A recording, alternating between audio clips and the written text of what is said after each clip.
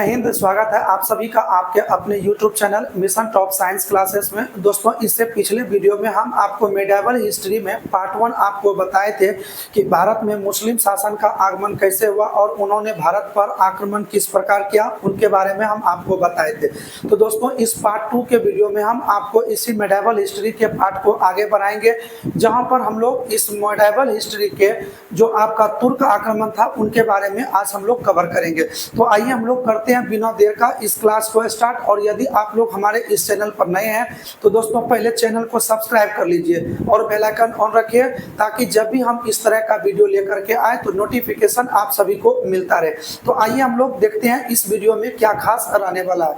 तो देखिए, सबसे पहले हम आपको जानकारी दे दें कि भारत में जो मुस्लिम का आगमन हुआ था, ठीक है, भारत में मुस्लिम का जो आगमन हुआ था और यह आगमन दो तरीके से मानी जाती है, जिसमें हम आपको एक बताए थे क्या, अरब आक्रमण। ठीक है, अरब आक्रमण में हम आपको पूरी जानकारी दिए थे कि यहाँ का जो एक शासक था मोहम्मद बिन कासिम, ये मोहम्मद बिन कासिम ने ही 712 ईस्वी में पहली बार भारत पर क्या किया था, तो आक्रमण किया था। इसके बारे में हम पूरी जानकारी दिए थे। और दूसरा आक्रमण हम आपको बताए थे तुर्क आक्रमण, और यही तुर्क आक्रमण जिसे आज हम लोग तुर्की बोलते हैं या इंग्लिश में टर्की बोल दीजिए, कोई दिक्कत नहीं है। ठीक है, इसकी राजधानी अंकारा है। तो तुर्क आक्रमण में हम आपको दो चीज के बारे में बताए थे। पहला तुर्क शासक कौन था, गजनी, जिन्होंने भारत पर आक्रमण किया था।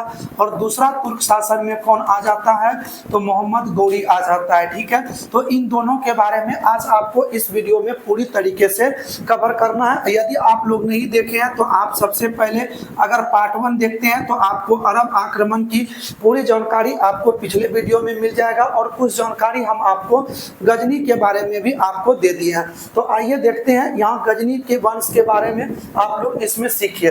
देखिए, सबसे पहले आप लोगों का काम है कि ध्यान से सुनिएगा, हम आपको इसको बिल्कुल कहानी की तरह बताएंगे। और रही बात कि सर ये लिखे क्यों, लिखे इसलिए है कि आप लोग सीधा स्क्रीनशॉट मारिए, अपना नोटबुक खोल करके इसको लिख सकते हैं, कोई दिक्कत नहीं होगा। ठीक है, तो आप लोग ध्यान से बस मेरी बातों को पहले सुन लीजिए, समझ लीजिए, उसके बाद आप लोग स्क्रीनशॉट लेकर के अपने कॉपी में से नोटबुक बना लीजिएगा। तो देखिए, सबसे पहले अगर हम लोग बात करें गजनी वंश का, सबसे पहला ये तुर्क शासक था। ठीक है, ये कौन सा शासक है, तो तुर्क शासक है। और ये आपको पहला ही प्रश्न पूछ देगा कि बताइए वो पहला कौन सा तुर्क शासक था जिन्होंने भारत पर पहली बार आक्रमण किया था। तो तुर्क शासक में आपका आ जाएगा कौन सा, इसमें गजनी वंश। और गजनी वंश में कौन होगा अभी हम आपको बता देते हैं। तो देखिए, ध्यान से समझिएगा। देखिए, गजनी वंश को ही हम लोग एक अन्य नाम से जानते हैं, जिसे हम लोग क्या कहते हैं, यामिनी वंश भी बोलते हैं। और इसकी स्थापना जो क्या था, अलफ्तगीन नामक एक तुर्क सरदार था, जिन्होंने 932 ईस्वी में गजनी वंश की क्या करता है, स्थापना करता है। और इन्होंने तो कुछ ज्यादा खास नहीं किया, लेकिन इसके दामाद जो थे, जिसका नाम था क्या, सुबुक्तगीन, इन्होंने 986 ईस्वी में क्या किया, तो भारत पर आक्रमण कर दिया। ठीक है, भारत पर क्या कर दिया, तो आक्रमण किया। कौन से ईस्वी में याद करना है आपको, 986 ईस्वी में अलफ्तगीन के दामाद जो थे सुबुक्तगीन, इन्होंने पहली बार भारत पर 986 ईस्वी में क्या कर दिया, तो आक्रमण कर दिया। और यह सारा खेल उनका पुत्र जो था, यह देख रहा था कि मेरे पिताजी बहुत बढ़िया परफॉर्मेंस दे रहे हैं, युद्ध करने में भारत पर विजय पा रहे हैं। तो इसी को देख करके इनके पुत्र जो थे महमूद गजनी, नाम याद रखिएगा, ये महमूद गजनी ने अपने पिता से प्रेरणा लेकर के इन्होंने 1000 ईस्वी से लेकर के 1027 के बीच भारत पर कुल 17 बार ये क्या करते हैं, तो आक्रमण करते हैं। तो याद रखिएगा, ये भी कई बार एग्जाम में पूछ चुका है कि महमूद गजनी ने भारत पर कुल कितने बार, तो कुल 17 बार भारत पर क्या किया था, तो आक्रमण किया था। तो ये चीज आपको क्लियर हो गया। आइए आगे और समझिए ध्यान से। देखिए, इसके बाद अगर हम लोग बात करें कि इन्होंने जो भारत पर 17 बार आक्रमण किया, इनमें पहला आक्रमण 1000 ईस्वी में पेशावर पर इन्होंने क्या किया, हमला किया। और पेशावर के कुछ भागों को महमूद गजनी ने क्या कर लिया, तो जीत लिया। और 1001 ईस्वी में इन्होंने शाही राजा जयपाल जो था, इनके विरुद्ध इन्होंने आक्रमण किया और शाही राजा जयपाल को भी युद्ध में क्या किया, हरा दिया। उसी तरीके से 1008 ईस्वी में इन्होंने भारत के नगरकोट पर हमला कर दिया, और नगरकोट पर हमला करके वहां के क्षेत्र को भी इन्होंने क्या किया, तो जीत लिया। इसके पश्चात इसका देखिए इस तरीके से 1000 से लेकर के 1027 के बीच कुल कितने बार, तो 17 बार आक्रमण हुआ। लेकिन सबसे अगर आपको इसमें इंपोर्टेंट देखना है कि सबसे ज्यादा इंपोर्टेंट कौन है, तो आप लोग ये याद रखिएगा कि 1025 ईस्वी में इन पर सोमनाथ मंदिर पर इन्होंने क्या किया, तो आक्रमण किया। ठीक है, और सोमनाथ मंदिर कहां पड़ता है, तो याद रखिएगा गुजरात में। और ये कितने नंबर का आक्रमण था, तो इसका महमूद गजनी का ये 15वें नंबर का क्या था, तो ये आक्रमण था जो कि इन्होंने गुजरात पर किया था। तो देखिए जब यहाँ पर इन्होंने आक्रमण करने यहाँ पर गया तो यहाँ पर इन्होंने बहुत सारे धन दौलत को लूटा, मूर्ति वगैरह था जो भी मंदिर में सोने का, उन सारे चीजों को ये लूट करके लेकर जाने लगे। तो जिसके फलस्वरूप वहां पर देखने को मिला कि वहां के स्थानीय लोग जो जाट थे उनसे इनका क्या हो गया, उलझन हो गया। और उसी उलझन के फलस्वरूप क्या हुआ, बहुत सारे धन दौलत को ये लूट करके ले जाने में कुछ असफल रह गए। और इन्होंने उस समय सोचा जो भी हाथ लगा है उसको लेकर के निकल जाते हैं, बाद में इससे हम लोग निपट लेंगे। तो उसी तरीके से जब ये महमूद गजनी लूट करके ले गए तो उनसे इसका उलझन हो गया था 1025 ईस्वी में ही। लेकिन जब ये ईस्वी यहाँ से ये लूट करके जा रहे थे तो उसी समय इन्होंने मन में बना लिया था कि जाटों को जो है एक बार क्या करना है, तो इस युद्ध में एक बार जाट से भी पल्ला पड़ना है। तो इन्होंने जब यहाँ से 1025 ईस्वी में सोमनाथ मंदिर को लूट करके गया तो उसके बाद 1027 ईस्वी में यही जाटों से इन्होंने फिर क्या किया, तो युद्ध किया और जाटों को युद्ध में क्या कर दिया, हरा दिया था। तो यही था अंतिम आक्रमण। तो आपको ये दो आपको याद रखिए, कम से कम पहला आक्रमण 1000 ईस्वी में पेशावर पर करता है और सबसे इंपॉर्टेंट आक्रमण था क्या, तो गुजरात के सोमनाथ मंदिर जो कि ये क्या है, तो हिंदू मंदिर जो कि शिव मंदिर है। ठीक है, और अंतिम आक्रमण कब करता है, तो 1027 ईस्वी में जाटों के विरुद्ध क्या कर देता है ये, तो आक्रमण कर देता है। तो क्या आप लोगों को यहाँ तक क्लियर हुआ। और कभी अगर आप देखिएगा बुक वगैरह उल्टा के तो यहाँ पर आपको लिखा होगा कि सोमनाथ मंदिर के लूट में 20 लाख दिनार इनके हाथ आया था। ठीक है, तो बहुत सारा छूट भी गया था और बहुत सारा लेकर के निकल गया था।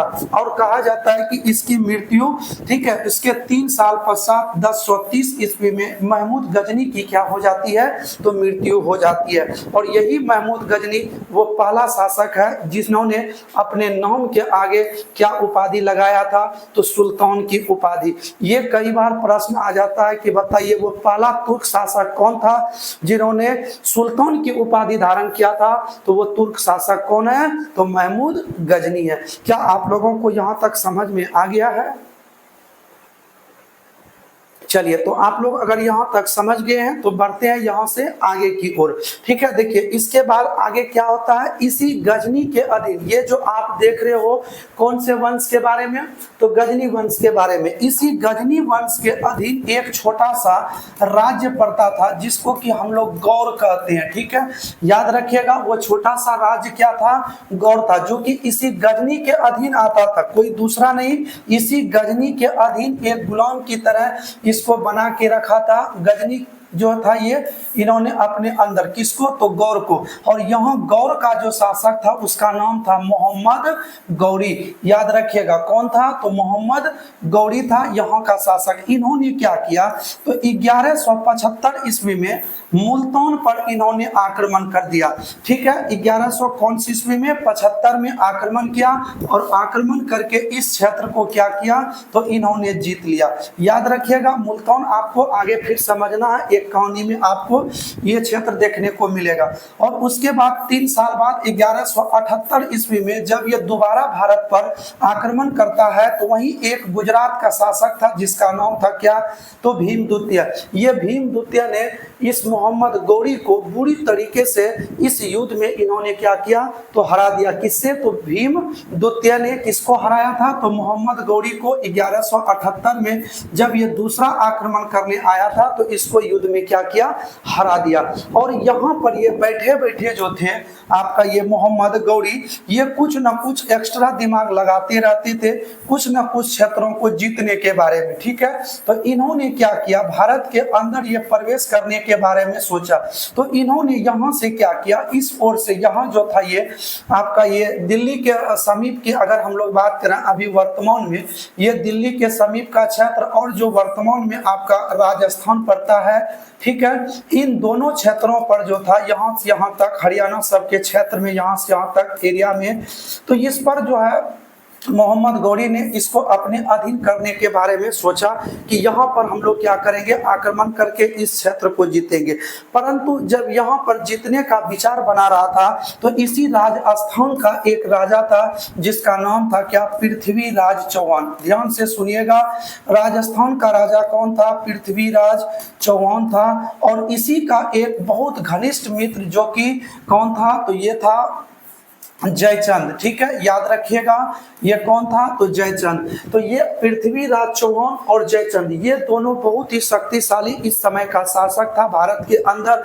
तो मोहम्मद गौरी ने इनके साथ युद्ध करके इस एरिया को जीतने के बारे में सोचा। तो इन्होंने क्या किया, तो 1191 ईस्वी में, ठीक है, याद रखिएगा, तो 1191 ईस्वी में तराइन नामक स्थान पर, ठीक है, तराइन नामक कहां पर, स्थान पर जो था इन्होंने प्रथम युद्ध लड़ा। तो इस प्रथम युद्ध में क्या देखने को मिला, तो एक और तो गौरी था, ठीक है, और जब युद्ध की बात आया तो इधर पृथ्वीराज चौहान और दूसरा जयचंद, ये दोनों ने मिल करके मोहम्मद गौरी के साथ तराइन में प्रथम युद्ध लड़ा। और इस युद्ध में गौरी की बुरी तरीके से क्या हो गया, तो पराजय हो गया, ठीक है। तो याद रखिएगा तराइन का प्रथम युद्ध कब होता है, 1191 ईस्वी में, जिसमें पृथ्वीराज चौहान और जयचंद दोनों एक साथ मिल करके मोहम्मद गौरी को क्या कर दिया, तो पराजय कर दिया। लेकिन इसकी घटना कुछ आगे इस तरीके से बदला कि देखने लायक था। देखिए राजा जयचंद जो थे इनकी एक पुत्री थी जिसका नाम था संयुक्ता, ठीक है, राजा जयचंद की पुत्री का नाम क्या था, संयुक्ता था। और पृथ्वीराज चौहान इस संयुक्ता को क्या करती थी, तो पसंद करती थी। और पृथ्वीराज चौहान चाहता था कि हम इससे क्या करें, विवाह करें। और इसके लिए जो था इन्होंने पृथ्वीराज चौहान पहले से ही 13-14 शादियों कर चुका था और एक रानी जो कि ये संयुक्ता के रूप में रहती, और दोनों एक दूसरे से प्रेम करते थे। परंतु इस प्रेम से इनके पिता जो थे कौन, जयचंद, इससे खुश नहीं था। तो जब ये सारी बातें पता चला तो पृथ्वीराज चौहान और जयचंद दोनों के बीच काफी क्या हो गया, मतभेद हो गया। और इस मतभेद का परिणाम क्या देखने को मिला, तो इस मतभेद में 1192 ईस्वी की अगर बात करें तो इसी ईस्वी में तराइन नामक स्थान पर ही, ठीक है, तराइन नामक स्थान पर दूसरी बार इन्होंने युद्ध किया। किनके साथ युद्ध किया, तो अब आपको पता चल ही गया होगा कि देखिए इस युद्ध में गौरी का मदद किसने कर दिया, तो गौरी का मदद कर दिया किसने, तो जयचंद ने कर दिया। और जयचंद ने जब इनके साथ मदद किया और इधर अकेला बच गया कौन, तो पृथ्वीराज चौहान। इस पृथ्वीराज चौहान की क्या हो गई, तो पराजय हो गई। तो यही चीज देखते हुए गौरी जब जयचंद के साथ मिल गया तो पृथ्वीराज चौहान की क्या हो गई, पराजय हो गई। अतः चंद ये जो था तराइन के दूसरे युद्ध में 1192 में किसकी हार हुई थी, तो पृथ्वीराज चौहान की पराजय हुई थी, और जिसमें गौरी और जयचंद दोनों एक साथ हो गए थे। हालांकि इनको पता नहीं था। और आगे चल करके चंदावर के युद्ध में क्या देखने को मिला, तो चंदावर के युद्ध जब 1194 ईस्वी में होती है, ठीक है, तो इसमें पृथ्वीराज चौहान और इसको क्या कर लिया, तो गौरी ने बंदी बना लिया, ठीक है।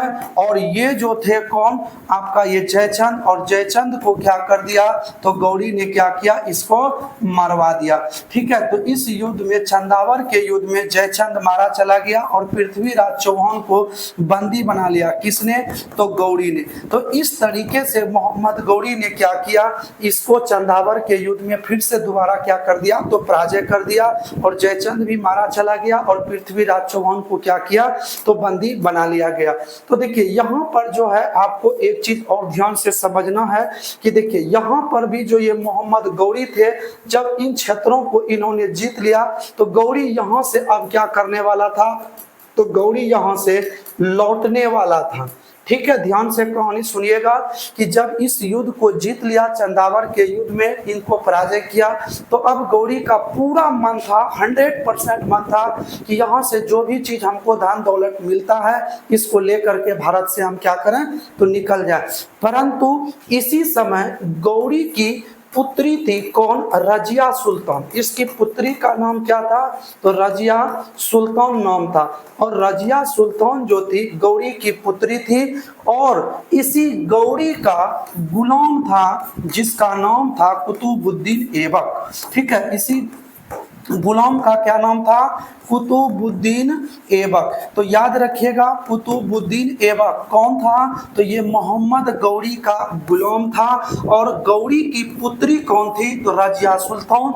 और इन दोनों में चल गया टक्कर। ठीक है, टक्कर क्या, तो दोनों में फिर वही प्रेम वाला जो है होता है, तो इन दोनों में प्रेम जैसी भावना देखने को मिल गया। और इनसे जो था रजिया सुल्तान अब जिद पर अड़ गई कि हम करेंगे तो इसी से करेंगे। ठीक है, तो दोनों की इस स्थिति में क्या देखने को मिला कि गौरी ने कुतुबुद्दीन ऐबक का विवाह कर दिया। किनके साथ, तो रजिया सुल्तान के साथ विवाह कर दिया।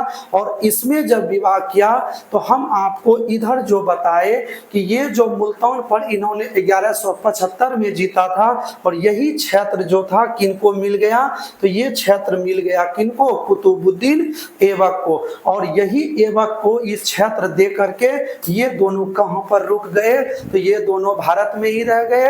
और मोहम्मद गौरी यहाँ से लौट करके अपना तुर्क यहाँ पर लौट के चले गए। तो यही जो दोनों जो थे मोहम्मद, ये आपका कुतुबुद्दीन ऐबक और रजिया सुल्तान जो भारत में रह गया, यहीं से शुरुआत हो जाती है क्या, तो गुलाम वंश की।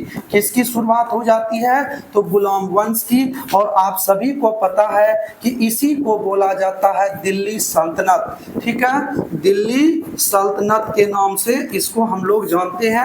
और दिल्ली सल्तनत क्यों कहते हैं, तो देखिए जो भी इससे पहले शासक थे उनकी राजधानी लाहौर थी, परंतु गुलाम वंश में सभी ने अपनी राजधानी कहाँ रखी थी, तो दिल्ली में। इसीलिए इसको दिल्ली सल्तनत के नाम से भी जाना जाता है। तो यहाँ से आपका शुरुआत हो जाता है किस वंश का, तो गुलाम वंश का। यदि आप लोग इनका स्क्रीनशॉट लीजिएगा तो देखिए यही चीज जो हम आपको बताए, यही सारा का सारा चीज आपका यहाँ पर लिखा हुआ है। तो क्या आप लोगों को ये कहानी अच्छी तरीके से समझ में आया, तो आप लोग गजनी वंश के बारे में पूरा एकदम पढ़ लिए। ठीक है, तो नेक्स्ट वीडियो में हम आपको गुलाम वंश के बारे में आगे पढ़ाएंगे। तो आप लोगों को यदि समझ में आया होगा दोस्तों, तो वीडियो को लाइक कर दीजिए और चैनल को सब्सक्राइब कर लीजिए, ताकि आपको इस तरह का वीडियो डेली सुबह 6:30 बजे मिलता रहे और नोटिफिकेशन के साथ। तो चलिए बढ़ते हैं नेक्स्ट वीडियो की ओर, तब तक के लिए दीजिए इजाजत। जय हिंद दोस्तों।